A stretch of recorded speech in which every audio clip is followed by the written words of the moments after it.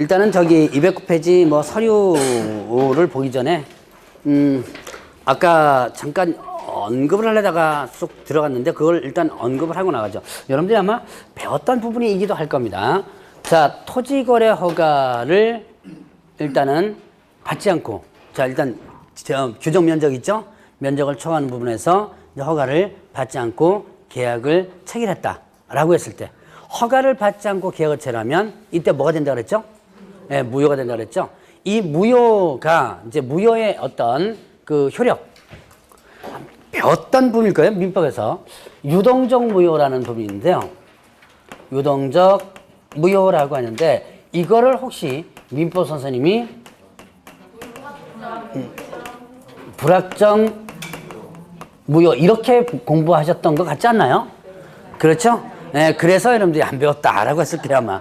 그래서 가만히 쉬는 시간에 가만히 있으면, 우리 저기, 이제, 우리가 흔히 유동적 무효라고 많이 표현하고요. 민법적으로는 또 불확정 무효라고도 많이 표현해요. 갑자기 이제 제가 유동적 무효라고 표현을 딱 했는데 안 배웠다 그러길래 이상하다. 분명히 배웠을 것 같은데. 그러니까, 지금 쉬는 시간에 가만히 생각해 보니까, 이 민법 선생님이 지금 뭐라고 얘기하냐면, 불확정 무효라고 아마 얘기했던 것 같다라는 생각이 들더라고요. 들어보셨죠? 예. 예, 대답이 나오는 거예요. 아까는 유동적 무효 할 때는, 이게 아마 용어가 생소해서 아마 그랬을 거예요. 이게 저는 이제 머릿속에 들어가 있는 게 불확정 무효보다는 유동적 무효가 먼저 들어가 있어가지고 늘 얘기할 때 이제 유동적 무효라고 많이 표현하는데요. 자, 그러면 유동적 무효나 아니면 불확정 무효는 일단은 같은 개념이에요. 같은 개념인데, 자, 이게 뭐냐면, 이거 글자 그대로 뭐예요? 불확정 무효. 확정되지 않은 무효죠. 그러니까 무효인 듯 아닌 듯 한 거예요. 무효인 듯 아닌 듯. 자, 그러면 이제 토지거래 허가를 일단은 받는데, 자, 저 허가 지역에서 계약을 체결하는데 애초부터 허가를 잠탈할 목적, 이 잠탈이라는 것은 허가를 아예 서로 합의해서 받지 않을 목적이에요. 이걸 이제 잠탈이라고 표현하는데, 허가를 받지 않을 목적으로 계약을 체결한다면 이때는 애초부터 뭐가 되는 거예요? 확정적 무효가 되는 거예요. 이 허가를 아예 서로 계약 체결할 때, 야, 우리 허가 받지 말고 그냥 하자, 뭐 이런 거죠. 그러되면 이거는 애초부터 뭐가 된다? 확정적 무효가 되는 거죠. 자, 그런데 만약에 허가를 받을 목적으로 계약을 체결했다. 그러면 어떻게 된다? 예, 요게 이제 허가를 아직까지 허가는 안 받았는데 허가를 받을 목적으로 계약을 체결했다면 뭐가 되는 거? 유동적 무효, 즉 불확정 무효가 되는 거죠. 자, 그러면 이렇게 불확정 무효, 즉 유동적 무효, 일단 양쪽 한번 다 들어보세요. 제가 표현하는 요거는 개념이 뭐다? 예, 요거 개념이다. 자, 그러면 이 불확정 무효는 어떤 경우에는 유효가 될 수도 있고 어떤 경우는 어떻게 돼요? 예, 무효가 될 수도 있죠. 예, 자, 이렇게 유동적 무효, 즉 불확정 무효 상태에서 만약에 허가를 받았다 그러면 어떻게 돼요? 이 상태에서 허가를 받았다 그러면 이제는 유효가 되죠. 즉 확정적 유효가 되죠. 확정적 유효가 되고, 자, 이 상태에서 허가를 어떻게 돼요? 못 받았다라고 한다면 어떻게 한다? 확정적 무효가 된 거죠. 그래서 이렇게 여러분들이 이제 요 효력은 민법에서 아마 상당히 중요하게 배우는 것 중에 하나일 거예요. 무효, 유효와 관련된 부분에서 많이 중요하게 배우는 부분이고, 그래서 아마 제가 토지거래 허가 부분은 절차를 중심으로 많이 강의할 거고요. 효력은 아마 민법에서 많이 배우라 그럴 거예요, 아마. 그래서 기초적으로 한번 구분해보고, 제가 왜 이걸 얘기를 다시 하냐면, 쉬는 시간에 가면 보니까 제가 지금 얘기하는 것과 민법 선생님이 얘기하는 거에 표현이 좀 틀리다 보면 나중에라도 저는 주로 많이 뭐라고 얘기하냐면 유동적 무효. 아직도 민법 선생님 중에서 유동적 무효라고 강의하시는 선생님도 있어요. 근데 이렇게 불확정 무효라고 또 강의하시는 선생님도 있고요. 근데 그놈이 그놈입니다. 그러니까 뭐 어떤 게 뭐 맞고 틀리고가 아니라, 그러니까 이제 혹시나 그래서 제가 한번 가만히 생각해 보니까 이걸로 강의하신 것 같아가지고 제가 한번 다시 얘기를 한번 해봐요.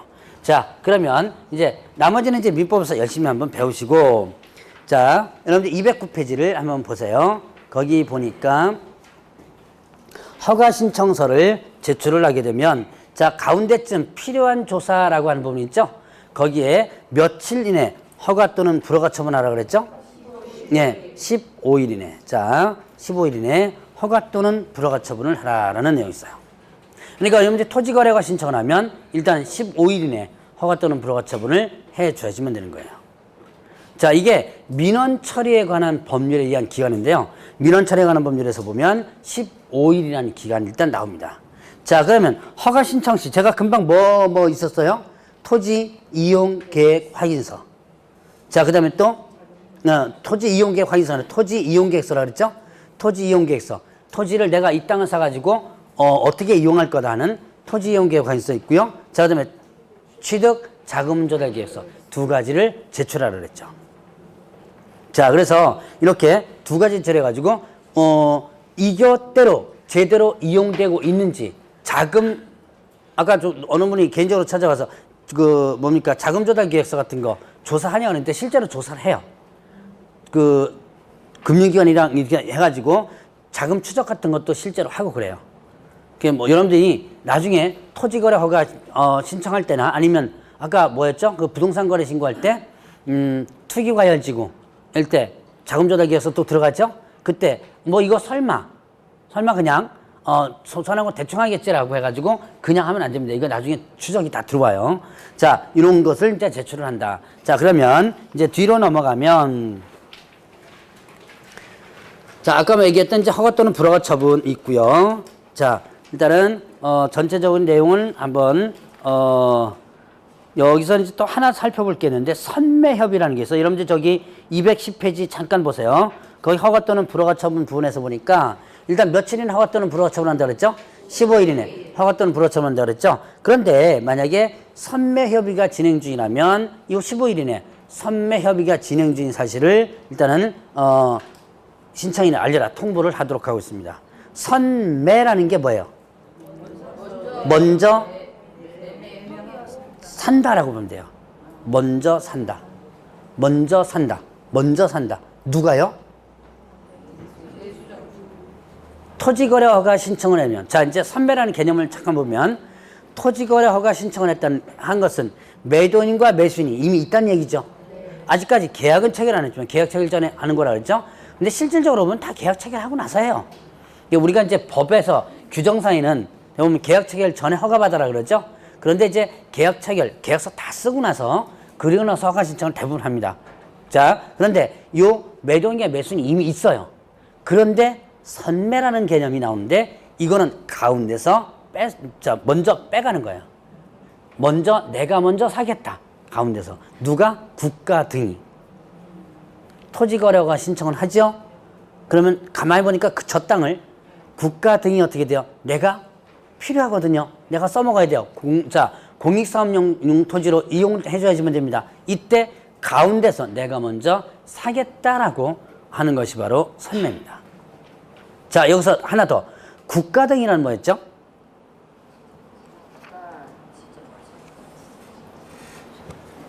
국가 등이란?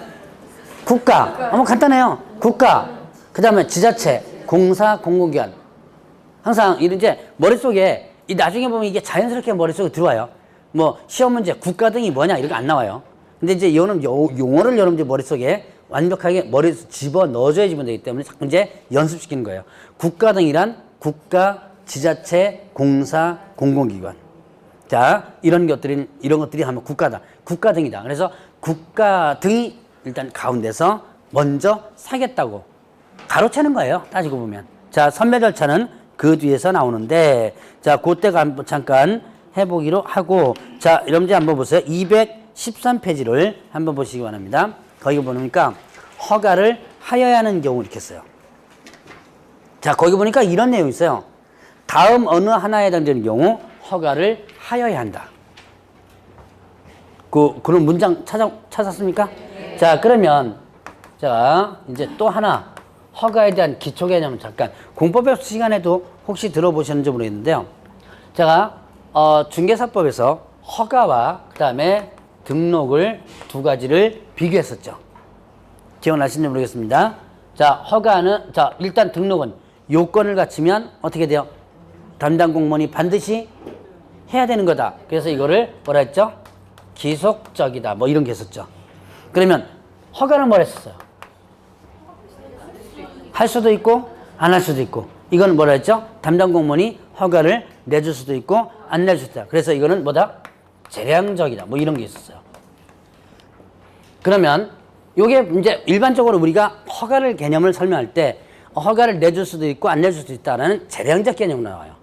그런데 이제 이걸 한 바퀴 조금 더 살짝 더 깊이 들어가면 외우려고는 하지 마시고요. 이런 것까지 시험 문제 안 나오지만 그래도 의미는 알아두고 나가야 되니까 살짝 조금만 더 들어가면 이 허가는 기속적 허가와 그 다음에 또 재량적 허가로 다시 분류돼요. 자, 제가 금방 얘기했던 허가를 내줄 수도 있고 안 내줄 수도 있다. 자, 이거는 대부분 어떠한 경우에 허가를 받아야 한다. 뭐 이렇게 될 때가 대부분 재량적 허가입니다. 어떠한 경우에 허가를 받는다. 자, 그런데 이런 규정이 있어요. 어떠한 경우에 허가를 자, 요 규정이 지금 금방 뭐라고 돼 있죠, 거기에? 예. 다음 어느 하나에 해당되는 경우에는 어떻게 한다? 허가를 하여야 한다 그러죠. 이 규정이 들어왔다면 이거는 기속적 허가예요. 그러니까 이런 경우는 담당 공무원이 재량권이 있어 없어요? 네, 없다는 얘기예요. 단순하게 어떤 경우에 허가를 받아야 된다라는 규정만 있다면 대부분 이런 것 같은 경우는 재량적 허가 대부분입니다. 자, 그런데 만약에 규정상에 허가를 하여야 한다라고 자, 분명히 고기니까 반드시 하여야 한다는 것은 반드시 어떻게 돼요? 해야 되는 거죠. 이거는 기속적 허가라고 표현해요. 이거는 이제 행정법상의 문제인데요. 여러분들이 굳이 외우려고는 하지 마시고요. 그럼 이런 경우는 허가를 하여야 한다 그랬으니까 담당 공무원은 어떻게 돼요? 허가를 내줘야지만 되죠. 그렇다라고만 생각하시면 돼요. 어차피 이런 것까지 다 시험 문제는 안 나옵니다. 자, 그러면 다음의 경우는 허가를 하여야 한다 그랬습니다. 어떤 경우냐? 기속적 허가와 관련된 부분. 거주용. 자, 이제 요거 잠깐 한번 보고 나옵니다. 거주용. 거기 이제 거주용 도로. 내가 이 땅을 사가지고 여러분들이 허가 신청할 때 뭐 필요하다 그랬죠? 토지 이용계획서 필요하다 그랬죠? 토지 이용계획서 뭐라고 썼어요? 여기서 뭐 하겠다? 거주하겠다. 라고 한다면 자, 그 다음에 또 복지 편익. 복지, 그 다음에 편의시설. 복지 편의시설. 대부분 복지시설 뭐 있어요? 뭐 그런 것도 복지시설이 있고요. 뭐 여러 가지 많죠, 복지시설은. 자, 뭐 요양원 으뚱으뚱 그렇지만 뭐 여러 가지 하다못해 저기 뭡니까 저기 시골 노인정 있죠. 그것도 하나의 복지시설을 할 수도 있습니다. 자, 이런 복지시설이나 아니면 편의시설로 이용된다고 한다면 이때는 허가를 하여야 한다 그랬어요. 자, 그 다음에 또 자, 이제 용어 하나가 또 이제 나옵니다. 농업 등. 그럼 뭐 여러분들 대충 알게 농업과 관련된 부분 다 대보세요. 자, 농업, 어업, 임업, 축산업. 자, 이제 앞으로 제가 농업 등 하면 뭘 얘기하는 거다? 농업, 어업, 임업, 축산업. 국가 등 하면 뭐 얘기해요? 국가, 지자체, 공사, 공공기관. 예. 뭐 간단해요. 그러니까 어려운 거 없어요. 자, 국가 등 하면 국가, 지자체, 공사, 공공기관. 자, 그러면 농업 등 하면 뭘 얘기한다? 농업, 어업, 임업, 축산업. 자, 이런 경우는 허가를 해야 돼요. 그러니까 자, 한번 잘 보시면 거주용, 내가 여기다 집 짓고 살겠다 그러는데 허가 안 내주면 여기 집 못 살잖아요, 이게 지금. 그 다음에 자, 복지 편의, 경로당 갖다 짓습니다. 자, 뭐 요양 같은 건 또 해당되지만 자, 이런 것들. 그 다음에 이것도 허가를 해줘야지면 됩니다. 일반적으로 한번 생각해 보세요. 자, 나 여기다 농사 지려고 그래요. 농지가 허가지역으로 지정되고 허가 받아야 되는 대상입니다. 요거 땅 사가지고 내 농사 지어야 되는데 허가 안 내주면 나 농사 못 짓잖아요. 그래서 이런 경우들. 자, 그 다음에 사업용인데요. 이때 사업용은 뭐냐면 수용으로 인한 사업과 그 다음에 지역의 지정 목적에 적합한 사업이라든가 아니면 또 특광시군 특광시군이나 아니면 인접특광시군이 있습니다. 여기에서 사업을 시행할 때. 자, 이거는, 자, 뭐, 한번 간단히 보면 돼요, 그냥. 자, 내가 지금 이 땅을 수용해가지고 사업을 시행하는데 수용을 했는데 사업하려고 하니까 어떻게 돼요? 토지거래 허가를 안 내주면 수용한 거는 나중에 문제가 생기죠? 자, 이런 식이에요. 그러니까 그 지역의 어떤 지역구역에 그 지역으로 지정됐죠? 그 지역의 지정 목적에 적합한 사업. 자, 그 다음에 또 특광시군이나 인접특광시군은 이미 사업이 시행되고 있어요. 근데 조금 더 땅을 살려고 그러는데 어떻게 이미 사업이 진행되고 있는데 여기다가 또 땅을 좀 살려고 합니다. 그걸 허가 안 내주면 사업하는 게 지장이 주죠. 자, 이런 식으로 할 때는 허가를 어떻게 한다? 해야 된다.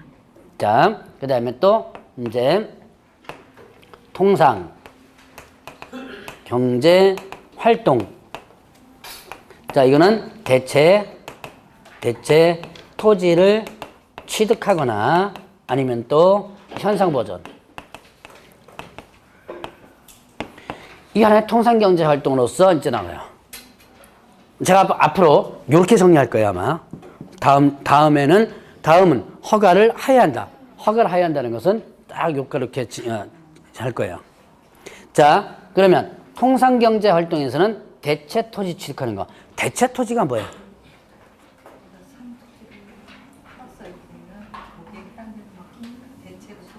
네, 맞아요. 근데 사가지고 개인적인 거래가 아니라 내용은 거의 비슷하게 설명드렸는데 이거를 산 게 아니라 수용당한 거예요. 자, 수용당하면 여러분들 이제 수용을 당하죠. 그러면 대부분 뭐 받아요? 수용당하면 돈 받죠. 보상금. 네, 이거 보상금 받아가지고 쫄부된 사람들 중에서 이제 도박에 손을 댄 사람 많아요. 이쪽 김포 쪽에 가면 그런 사람, 혹시 김포 쪽에 집 가지고 계시는 안 계신지 모르겠는데 김포 쪽에 그런 사람 오히려 많더라고요. 대형 이제 부지, 한강 신도시 같은 거 만들 때 그 땅 잔뜩 그 수용당합니다.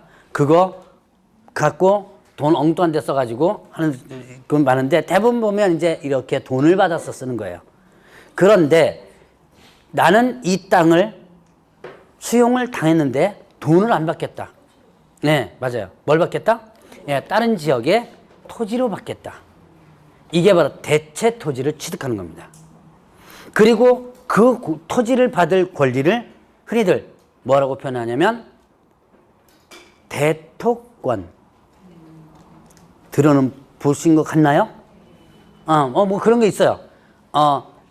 2주 뒤에 1월 달에 제가 강의를 할 거예요. 대토권 중개대상물에 나오는 겁니다. 이건 중개대상물 아니다 뭐 이런 게 나와요. 자, 그러면 결국 뭐냐면 여러분들이 자, 일단 대체 토지 취득은 뭐 하는 거다? 일단 의미 파악하고 넘어가면 돼요. 안에 있는 기본적 세부적 내용은 여러분 지금 알 필요 없어요. 대체 토지 취득은 뭐 할 때? 수용당했을 때 보상금은 안 받고 다른 지역이 뭘 받겠다? 땅을 받겠다 이런 것들이고 현상 보존은 뭐예요? 그냥 그대로 놔둔 거죠. 주로 이제 임야 같은 거 사가지고 그대로 놔둔 거 이런 것들이죠. 자, 이런 것들은 뭐 된다? 허가를 하여야 한다. 요 허가를 하여야 하는 규정.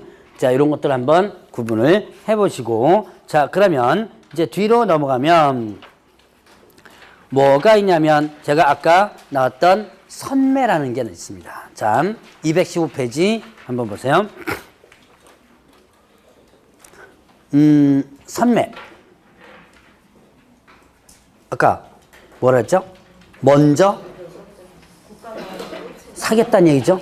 누가 먼저 사겠다? 국가가. 토지거래가 신청이 들어온 거예요. 시군구에 토지거래가 신청이 딱 들어왔는데 그 땅을 딱 보니까 어떻게 한다? 국가 등이 공공목적으로 써야 될 땅이에요. 뭐 그 외에도 그 이용 목적대로 이용하지 않은 토지 뭐 이런 것도 있는데 어쨌든 이제 가장 대표적인 케이스가 뭐냐면 공공목적으로다가 써야 될 땅입니다. 그럴 때 뭐 한다? 이거를 내가 먼저 사겠다. 가운데서. 졸지에 어떻게 돼요? 자, 파는 사람이야 상관없지만 사는 사람 같은 경우는 졸지에 매수인은 날아가 버리죠? 이 상황에서. 근데 선매는요. 선매는 선매협의라고 합니다.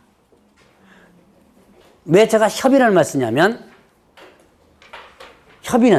협의가 될 수도 있지만 안 될 수도 있죠. 수용과는 틀려요. 자, 선매가 들어왔을 때 반드시 해야 되는 게 아니에요. 근데 수용은 어떻게 돼요? 예, 반드시 해야죠. 만약에 안 되면 나중에 최종적으로 금액 공탁하고서 강제로 뺏어버립니다. 저기 끝까지 협상이 안 되죠? 끝까지 수용 같은 경우는 끝까지 협상이 안 되면 아예 금액을 공탁해버려요. 공탁을 강제로다가 취합니다, 이걸. 그런데 이 선매는 강제로다가 취하는 건 아니고 협의가 안 될 수도 있어요, 이게. 자, 그래서 선매 협의라고 표현하는데, 자, 그러면 선매 절차가 어떻게 되는가 구경 한번 하고 넘어가시기 바랍니다. 자, 일단 뭐죠? 허가 신청을 합니다. 앞으로 제가 강의할 절차도 허가 신청을 한다. 그러면 일단은 허가 신청을 하게 되면 선매 협의 사실을 통지를 하게 되는데요. 요거는 며칠 안에 하냐면 15일 안에 이렇게 해요. 자, 이거는 아까 잠깐 언급했던 부분인데요. 자, 허가 신청을 하면 며칠 안에 허가 또는 불허가 처분한다 그랬죠? 15일. 15일이죠? 그럼 15일 안에 허가 또는 불허가 처분을 하죠. 그리고 또 만약에 허가 또는 불허가 처분이 아닌 선매 협의가 진행 중이라면 그 선매 협의 사실을 어떻게 한다? 통지한다 그랬죠? 요게 며칠? 15일 이렇게 되는 거예요. 자, 그러면 이때 누구한테 통지할까요? 이제 이걸 한번 보세요. 누가? 예, 시군구.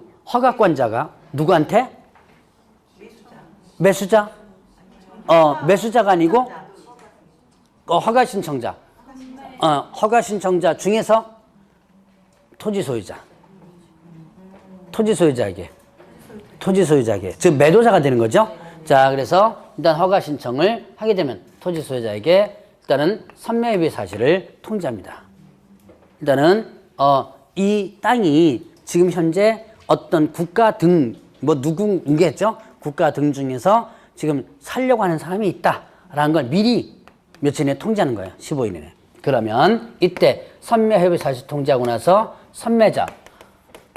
선매자에 대한 지정 통지를 하게 됩니다. 선매자를 지정해서 통지하는데 이거는 허가 신청일로부터 며칠이냐면 1개월이에요.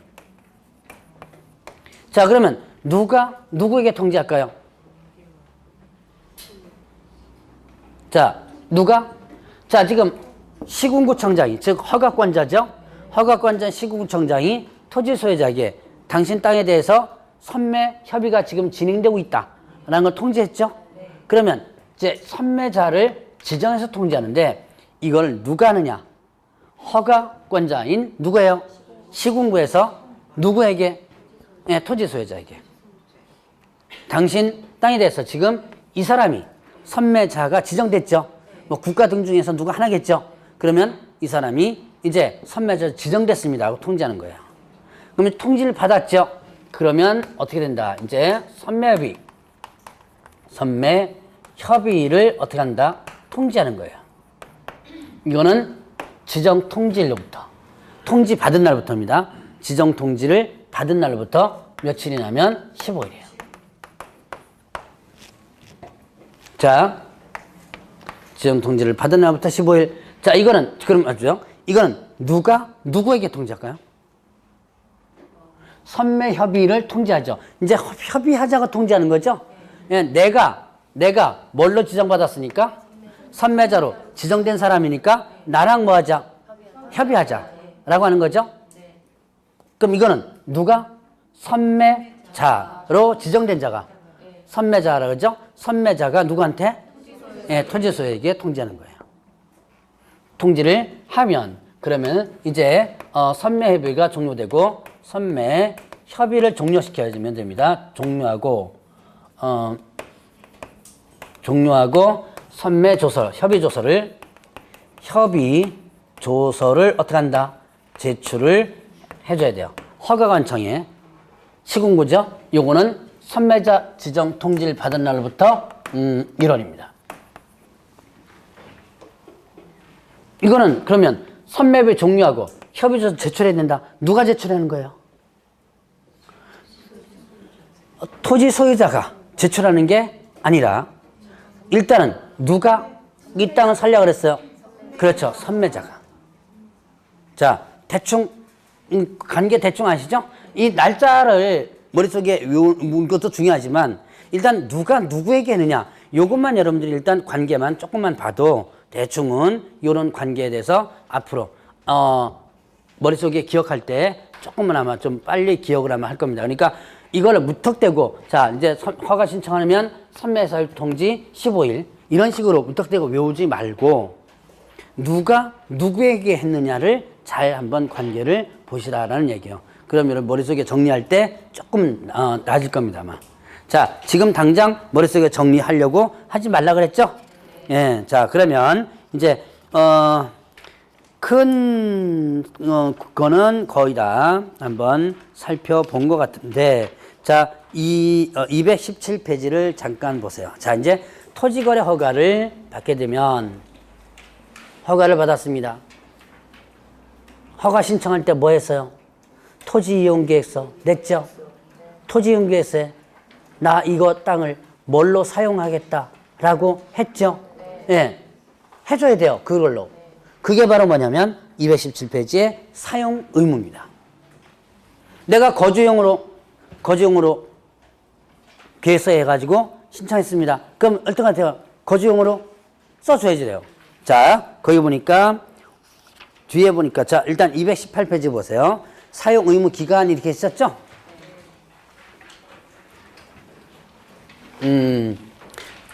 일단 2년짜리가 있어요.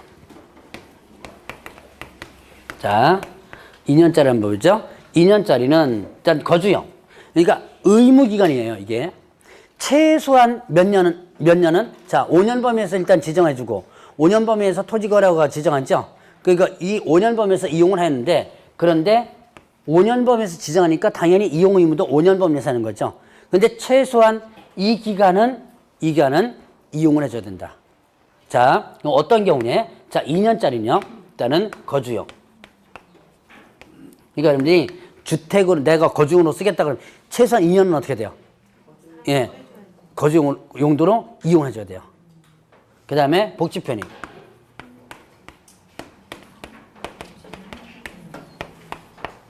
자, 거주용, 그 다음에 또 복지 편의 이렇게 돼요. 자, 그 다음에 또 농업 등. 이 섞은 거예요. 여러분들 교재 보니까 디귿, 리을 다 이렇게 돼 있죠? 그걸 제가 농업 등 하면 멀리 간다 그랬죠? 농업, 업, 임업, 축산업 요까지 그냥 한칸 묶은 겁니다. 묶어서 이렇게 2년, 최소한 2년을 써주면 된다. 자, 그 다음에 또 이제 대체 토지를 갖다가 취득한다라고 한다면 이때도 마찬가지 2년 동안은 해줘야지면 돼요. 자, 그러면 또 4년이 있었죠? 시험 문제 잘 나오는 것. 이게 뭐 그렇게 크게 어렵다라고 생각하지 마시고 몇 가지만 정확하게만 체크하면 시험 문제에 아주 세부적인 거 나오고 빼놓고 나면 충분히 다 풀 수 있어요. 자, 일단 또 의무기간이 몇 년이면 또 4년짜리가 있어요. 5년 범위 내에서 최소한 2년은 이용해야 된다라고 하는 것이 이 4개고 최소한 어떻게 된대요? 4년은 이용해야 된다. 이거 뭐 있다? 일단은 사업 시행과 관련된 부분. 자, 이런 것들은 뭐가 된다? 4년. 자, 그 다음에 5년을 일동 이용한다. 이거는 현상보전. 자, 이런 식으로 한 번을 구분을 합니다. 자, 뭐 그 외에는 뭐 5년 이렇게 되는데, 자, 이런 식으로 하면서 간단하게 한번 구분을 하면 돼요. 자, 사업과 관련된 부분 수용이라든가 뭐 이거 있었죠? 지정 뭐 적합한 사업이라든가 특권시험 요 관련된 부분은 요거는 4년 이렇게 돼요. 자, 그래서 이런 식으로 이용이 되는데 만약에 자, 그러면 이렇게 이용을 해줘야죠. 안 하면 어떻게 된다? 이거를 시군구 즉 허가권자는 계속 이용과 관련된 부분을 조사를 합니다. 자, 거기 보니까 219페이지 잠깐 보세요. 이제 넘어갑니다. 그러니까 뭐라 했어요? 이용 실태를 조사하라 그랬죠? 예. 그래서 매년 1회 이상 해가지고 제대로 이용되고 있는지 이거를 조사를 해서 만약에 자, 내가 거주 용도로 토지 이용 계획서에다가 해가지고 거주 용도로 했습니다. 이걸 제대로 이용하고 있는지를 매년 이제 시군구에서는 확인해야 되고요. 이게 이용되고 있지 않다라고 한다면 어떻게 된다? 이때는 이행명령을 합니다. 너 뭘로 했으니까? 거주 용도로 했으니까 빨리 거주 용도로 제대로 이용하라. 그리고 이행명령을 하고, 이행명령이 내려졌는데도 안 내죠? 그러면 뭐가 부과된다?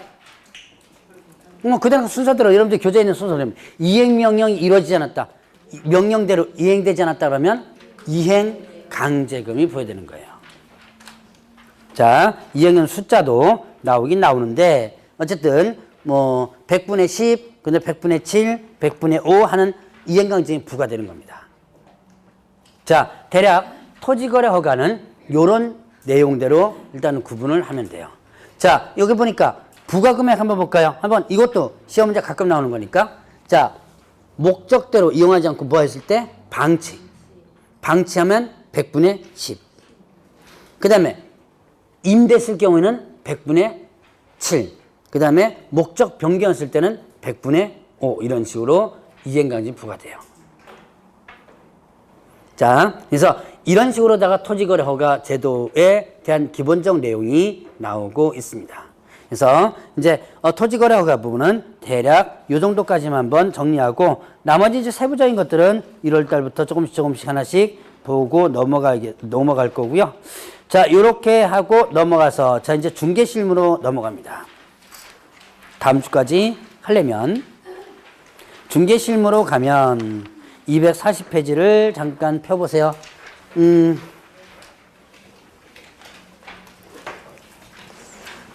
자, 중개 실무가 요번에 출제 빈도는 상당히 낮았어요.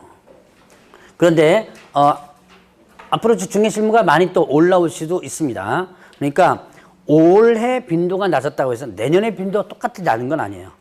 또 높아질 수도 있어요. 근데 올해는 아주 중요한 부분만 몇 가지만 일단 나오고 있더라고 보니까. 자, 그러면 중개 실무 부분에서 보면 여러분들이 주로 민법 쪽이 많습니다.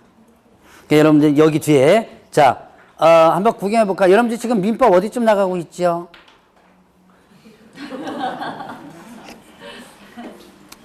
그냥 배우고 있는 중이죠? 네, 그럼 됐어요.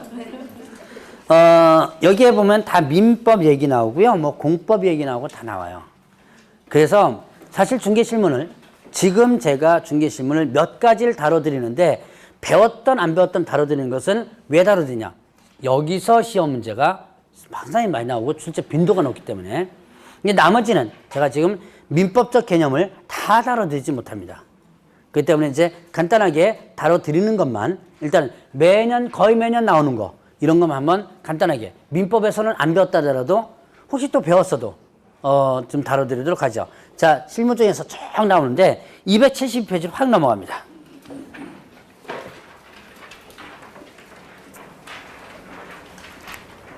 (72) 272페이지에 보면 뭐가 나와요? 그 제목이? 예. 혹시 들어보셨어요? 배웠구나. 언제 배웠어요? 아직 배우진 않았어요. 들어만 봤어요. 들어본 거하고 배운 거하고 차이점이 뭐죠? 들어본 거하고 배운 거의 차이점? 자, 한번 분명기지권 한번 딱 그러니까 들어본 거고. 근데 어차피 여러분들 이것도 다 그냥 들어본 거예요. 이거 배운 거 아니에요, 이거. 선매가 이렇게 되는구나. 그냥 들어본 겁니다. 그렇죠? 네, 이거는 그냥 들어본 거다. 이번은 어차피 11월 달, 12월 달은 그냥 들어보는 겁니다. 네, 한번 분묘기지권. 그 분묘라고 하는 게 뭐예요? 분묘. 이거는 뭐 여러분들이 공부를 꼭 안 했어도 묘지죠, 묘지. 예. 네. 근데 분묘, 기지권 이렇게 돼 있어요. 권하면 뭐예요? 권리죠, 권리. 근데 묘지에 대한 권리가 있다는 얘기예요. 예. 네. 그건 뭐냐? 자, 이거는 내 땅이 아닌 남의 땅에다가 뭘 설치하고 분묘를 설치하고요. 자, 이 분묘기지권의 개념은 타인 소유 토지에 분묘를 설치한 다음에 그것을 수호하고 봉제사하는 권리 이렇게 돼요. 수호하고 봉제사. 여러분 수호한다는 것은 뭐예요? 예, 지키는 거. 뭐 총독도 지켜요? 그럼 이제 매년 가서 뭐 해요? 벌초하죠? 이것도 지키는 거예요. 벌초하는, 자, 한식날 가가지고 흩어진대. 이런데 메꾸죠? 이것도 지키는 겁니다. 이게 수호하는 거예요. 근데 봉제사, 거기서 뭐예요? 제사도 지내고, 시제 같은 건 지내고, 이런 것들이 뭐가 된다? 이게, 수호 봉제사라 그래요. 자, 그래서 타인 소유 토지에 분묘를 설치한 다음에 그것을 수호하고 봉제사는 권리를 뭐라 한다? 분묘 기지권이라고 합니다. 그러면, 자, 이 분묘 기지권, 이 왜 이게 나오느냐? 민법에서 여러분들이 배우는 건데요. 네. 날씨가 좀 쌀쌀해졌나? 갑자기 기침이 나오지.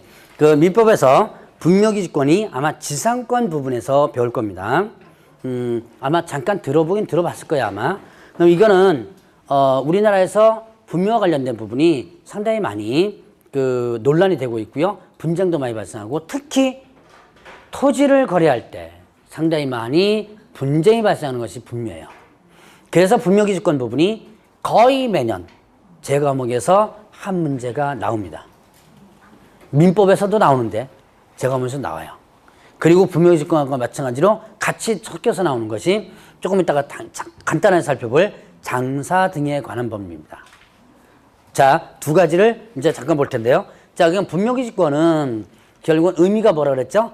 남의 땅에다가 분묘를 설치한 다음에 그걸 수호하고 뭐 하는 거? 봉제사는 권리다. 그러면 이렇게 분묘기지권이 인정되려면 어떻게 돼요? 일단 타인 소유 토지에 허락을 받아서 분묘 설치합니다. 이거 한번 들어봤을 거예요.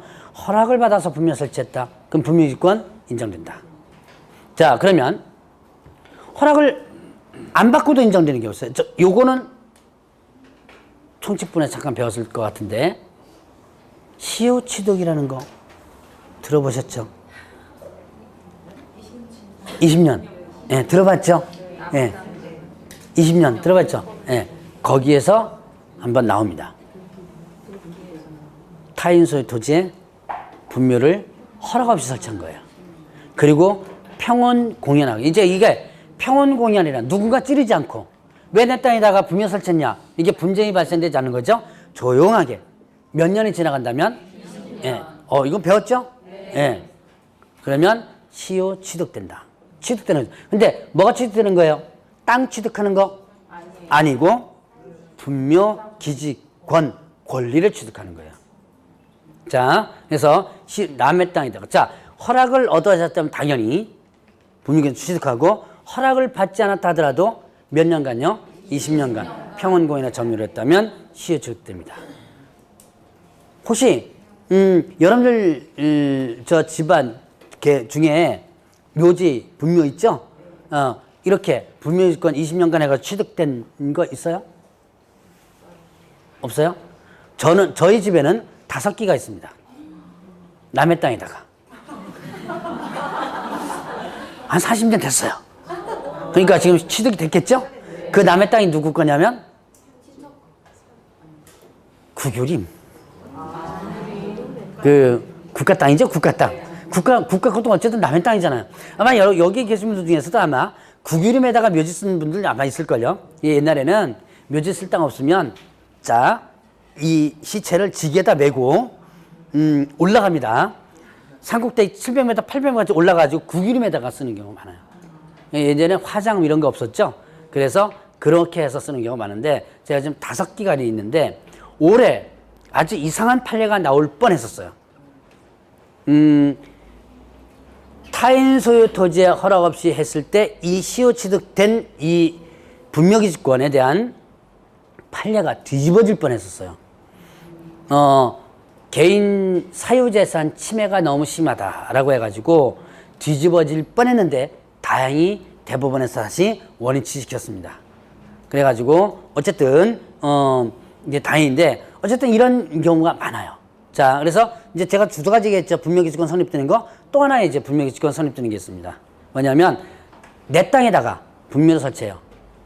자기 소유 토지에 분묘를 설치합니다. 그럼 일단 내 땅이니까 권리는 일단 권이 아니에요. 내 땅이니까 소유권과 관련돼 보이죠.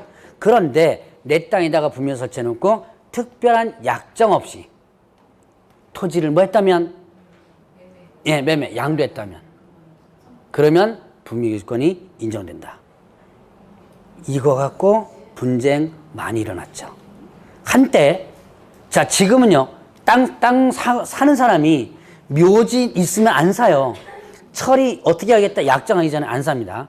근데 이게 15년 전, 20년 전만 해도 묘지에 대한 이런 개념이 잘 없을 때는 땅 괜찮다 싶으면 덥석덥석 사는데 거기 보니까 묘지가 서너 개씩 있거든요. 나중에 개발하려고 딱 보니까 그때 뭐 이장비 달라 뭐 해달라 해가지고 또 골치 아파져요. 그래서 자, 이렇게 내 땅에다가 분묘를 설치하고 특별한 약정 없이 만약에 그 소유권 이전하면 이때는 파는 사람과 사는 사람 사이에 묵시적으로 분묘를 어떻게 된 거 인정하게 된 거죠. 그래서 이거는 분묘권이 인정된다. 자, 그래서 분묘가 인정되는 거 세 가지에 대한 부분. 상당히 많아요, 판례가. 그런데 분묘교지권과 관련된 부분은 개념만 한번 일단은 짚고 넘어갑니다. 자, 그러면 이제 분묘교지권 뭐 성립, 미치는 범위 이걸 같은 경우는 나중에 한번 설명을 드릴 거고. 자, 274페이지에 보니까 뭐가 나오냐면 장사 등에 관한 법률, 별법 다 배웁니다. 별로 먹고 다 배워요. 장사 등에 관한 법률, 이게 뭐죠? 장사 등에 관한 법률. 예, 맞아요. 장례와 관련된 법이에요. 그러니까 여러분이 혹시나 지금은 장례 지도사라 그러나요? 돈? 장의사라 그랬죠, 옛날에. 장의사. 그것도 의사다 그래가지고, 했었던 적이 있었습니다. 그래서 장의사 있는데 지금은 장례 지도사인가 아마 그럴 거예요. 근데 돈 꽤 버는 걸로 알고 있었는데, 꽤 버는 거예요. 그런데 얼마 전에 뉴스 보니까 별로 못 버는 사람도 있더라고요. 뭐 상조회사에 소속해가지고 한 사람들은 돈 얼마 못 번다고 해가지고 나오는 것 같은데, 꽤 많이 벌긴 벌어요. 근데 그게 돈이 제가 언뜻 보니까 상조에서 다시 갔다가 다시 뭐하고 아마 저기 팁 비슷한 거 있죠, 왜? 예, 저도 이제 아버지 그 장사 지낼 때 보면 이거를 좀 요구하더라고요, 보니까. 뒷돈을 조금 요구를 해요. 이제 그거 갖고 이제 버는지 모르겠어요. 어쨌든 혹시나 장례 지도사 하실 분들은 이 법을 꼭 보셔야 돼요. 근데 저희 아버님 장례 지낼 때 보니까 여자가 이제 팀장으로 해서는데 염을 정말 잘하더라고요, 그러니까. 예. 염이 뭔지 아시죠? 예. 대충 이렇게 묶고 하는 거거든요. 이거를 여자가 팀장으로 와서는데 남자가 보조예요. 남자가 보조고 여자가 팀장인데 남자는 보니까 아주 수동적으로 해요. 아마 사회생활 하다가 아마 조금 이렇게 해가지고 그쪽을 한번 들어볼까 하는 거고 여자 적극적으로 하는데 아주 잘하더라고 보니까. 그래서 그때만 해도 돈 꽤 잘 번다고 지금 생각을 했었어요. 어쨌든 간에 한번 관심 있으면 한번 거기 가면 이 복부 한번 보세요. 그러면 여기서 보면 시험에서 나오는 게 뭐냐면 묘지와 그 다음에 자연장과 관련된 부분이 시험 문제 곧잘 나와요. 자, 묘지. 자, 여러분들 교재 보니까 묘지 면적 같은 경우는 다는 안 보겠습니다. 여러분들 묘지는 공설묘지와 그 다음에 또 사설묘지로 나눠집니다.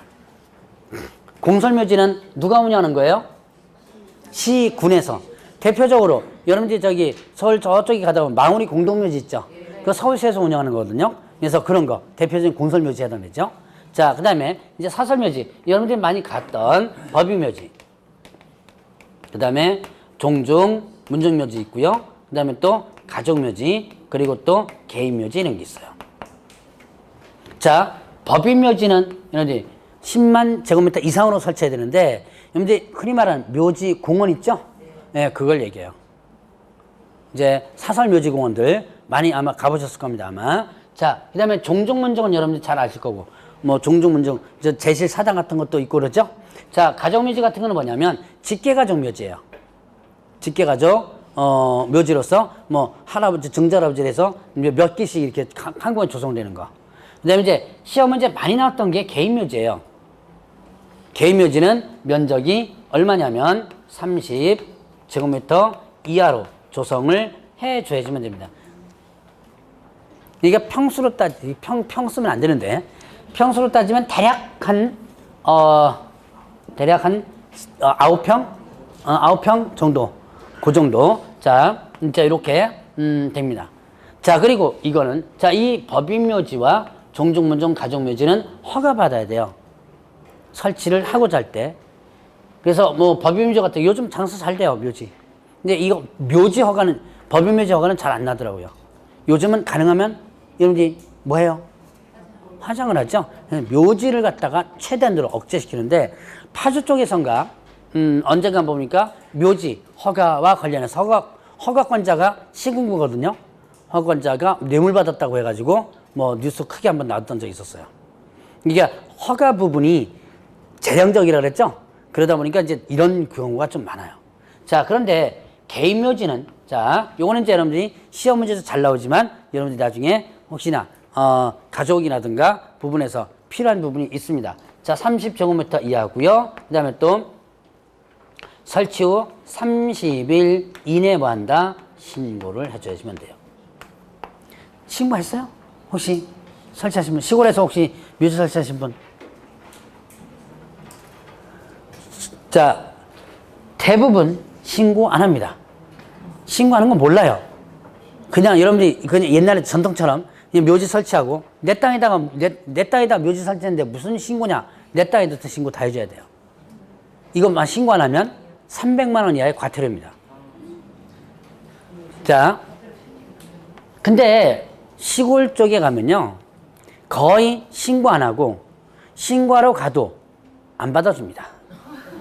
그냥 가세요 그래요. 제가 그런 경험을 했었는데 나름 근데 그걸 제가 이제 좀 저도 이제 저까지 그 높이까지 생각을 못했는데 저희 아버지를 저희 집 농지에다가 이제 묘지를 폈거든요. 그랬더만 한 단계를 더 거쳐야 돼요. 농지를 다른 용도로 하려면 뭘 해야 되냐면 농지 전용 허가를 받아야 돼요. 근데 묘지를 농지에다 썼으니까 뭐 한 거예요 지금? 농지를 전용 다른 용도로 쓴 거죠. 그러니까 허가는 뭐예요? 사전이죠. 근데 사전에 이미 받았어야 되는데 벌써 다 썼거든요. 그러니까 그냥 시골에서는 그냥 그게 대충 다 넘어가요. 근데 문제는 뭐냐면 이게 요즘들 묘지가 좀 사고가 많죠. 여러분들 뉴스 들었을 거예요. 산 해가지고 묘 쓰러 갔는데 뭐예요? 동네 이장하고 막아가지고 뭐 얼마 달라? 뭐 공주인가 부여인가? 어디서 지금 뉴스 한번 보셨을 거예요 아마. 그러니까 이 내 땅에다 쓰는데도 그 도로 이용료 받아요. 그래가지고 요즘 외지인들이 자기 지역에 와서 묘를 쓰죠. 그러면 바로 신고해 버려요. 설치 신고. 이거 아는 사람도 많아요 생각보다. 특히 동네 이장이라는 이런 사람들은 기본적으로 이런 걸 좀 많이 알고 있어요. 그러니까 신고 파괴버립니다. 그러니까 만약에 요구 500만 원 달라 뭐 이렇게 하죠. 안 주고 내가 못하겠다 그래 버티기에다가 끝 가죠. 그럼 바로 신고해 버려요. 설치 신고 이제 하면 며칠에 신고하나? 30일에. 그럼 안 하면 300만 원 과태료나 먹으라 그래가지고 신고하는 경우도 있어요 실제로. 자, 그래서 어쨌든 알아는 두시라. 자, 이거는 시험 문제도 벌써 요거만 가지고도 5번 나왔었어요. 개묘지, 면적, 그 다음에 신고를 허가 뭐 이런 식으로 해가지고 5번 나왔었습니다. 그래서 이런 것들은 일단은 알아두시고요. 아마 다음 파트는 요 면적까지도 한번 구분을 해볼 겁니다. 자, 그러면 또 뭐가 있냐면 자연장 있습니다. 이건 또 뭐예요? 자연장. 예, 수목장이라고 그러죠. 이제 죽으면 시체를 뭐 해가지고 화장을 하죠. 화장을 한 다음에 그거를 자 이제 이게 함에다가 해가지고 보관하는 걸 뭐라 그래요? 납골. 지금은 납골이라는 표현이 조금 그러니까 뭐라고 표현하냐면 봉안이라고 표현합니다.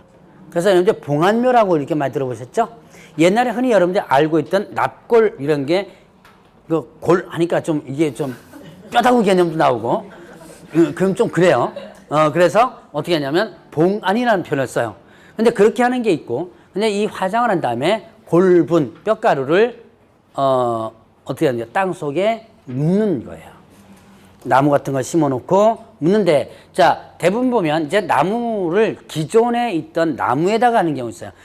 유럽에서는 그걸 많이 합니다. 이걸 이제 수목장, 수목장이라고 그러거든요. 기존 나무가 이렇게 있어요. 거기다가 이렇게 해놓고, 여기다 이제 꼬리표 같은 거 붙이고, 나중에 가서 여기서 기도하고 하는 그런 게 있는데, 우리나라에서도 이제 이걸 도입했는데, 이거보다는 주로 많이 뭐가 있느냐. 그래도 우리나라는 이런 아무 나무에다가 수목장 림이라고 가지고 나무 스프링 쭉 있는 데다가 나무 한 그루에다가 이렇게 하는 거보다는 내 공간을 참 좋아하죠.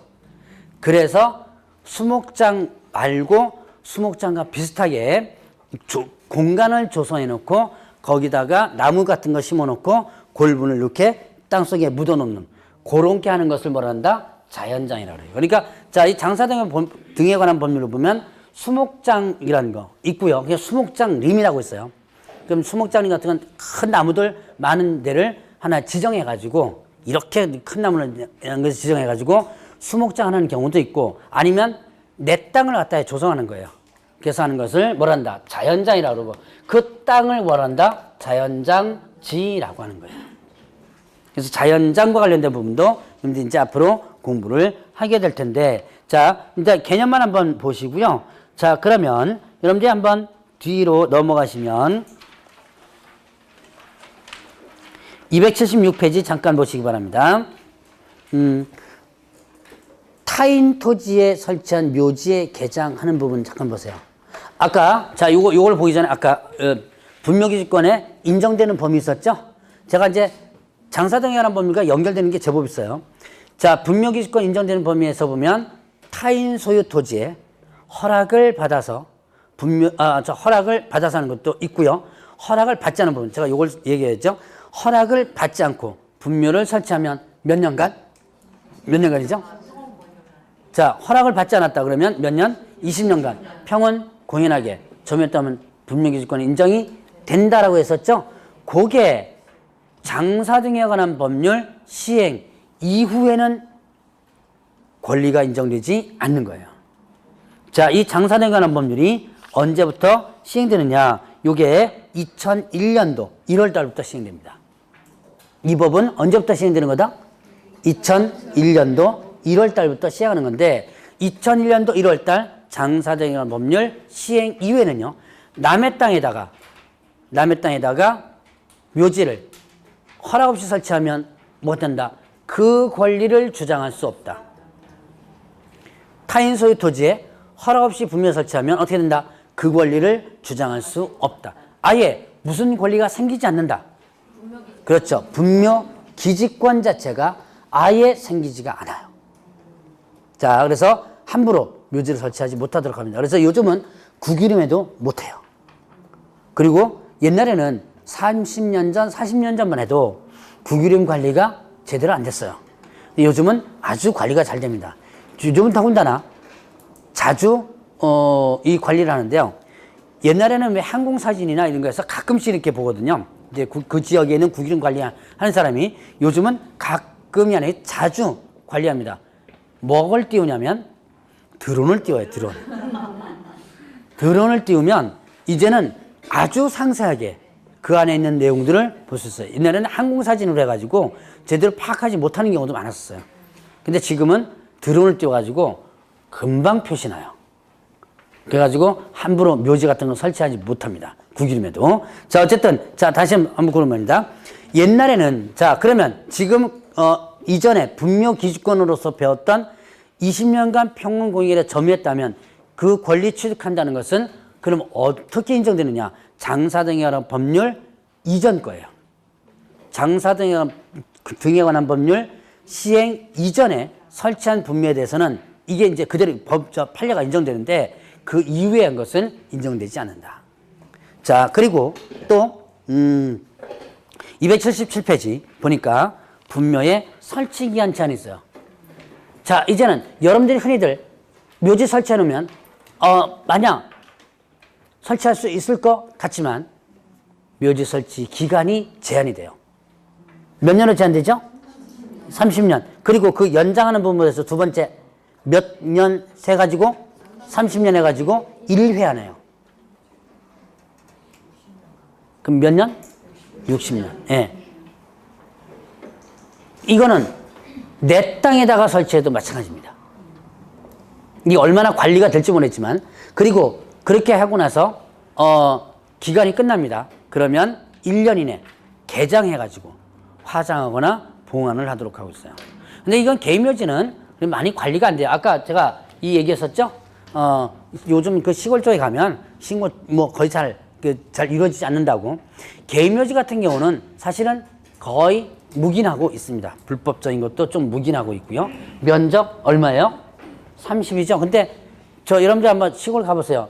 묘지 30 되는 거 또 있지만 그보다 훨씬 넓은 것도 많죠. 널찍하게 한 것도 많아요.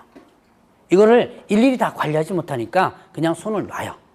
그런데 이 30년 이런 것들은 주로 어디서 많이 하냐? 법인묘지 같은 데서 많이 합니다. 그러니까 여러분들 혹시나 법인묘지에 만약에 가족을 안장한 있다면 60년이, 자, 일단은 30년 지나면 영구자한테 연락 옵니다. 자, 연장할까요? 연락 와요. 그 다음에 연락이 만약에 안 닿으면 이 연장 안 하는 걸로 돼가지고 무연고분이라는 나중에 1년 이내 다 처분합니다. 개장해가지고 그때 갖다 버리면 안 되잖아요, 그거. 화장을 해서 10년간 안치합니다. 화장을 한다면. 그러니까 그 남의 육을 갖다 버리면 안 되죠? 예, 그러니까 이거 그 과정이 있어요. 이게 그 무연고 분멸 처리하는 과정이 있거든요.